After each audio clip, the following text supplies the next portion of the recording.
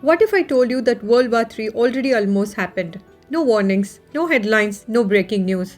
Just one man, one decision, and a world that never knew how close it came to ending.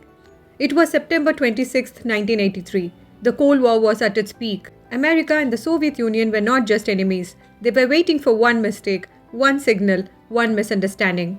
Deep inside a Soviet nuclear command center sat a man named Stanislav Petrov. He was not a politician, not a general, not a hero in uniform. He was just an officer doing night duty.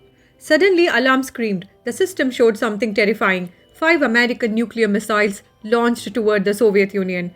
According to protocol, Petrov had only minutes. If he reported this as real, the Soviet Union would launch a counterattack. And once that button was pressed, there was no turning back. Cities would burn, millions would die, history would end. Everything told him this was real. The computers, the screens, the rules. But something inside him whispered, "This doesn't feel right. Why only 5 missiles? Why not hundreds?" Petrov hesitated. And then he did something unthinkable. He disobeyed orders. He reported it as a false alarm. For agonizing minutes, nothing happened. No explosions, no confirmation, no missiles. The system was wrong.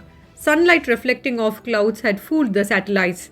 World War III was avoided, not by technology, but by human judgment. You would expect applause, medals, honors, but none came. Petrov was questioned, criticized, blamed for breaking protocol. He quietly retired. The man who saved the world went home unnoticed. Years passed. Only later did the truth emerge. In 2004, the world finally acknowledged him. He received the World Citizen Award.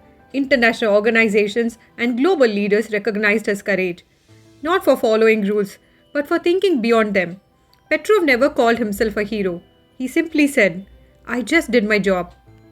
Sometimes the fate of humanity does not depend on weapons or leaders or armies. Sometimes it depends on one calm human mind, choosing wisdom over fear. If you were in his place, would you trust the system or your own conscience? Thanks a lot for watching.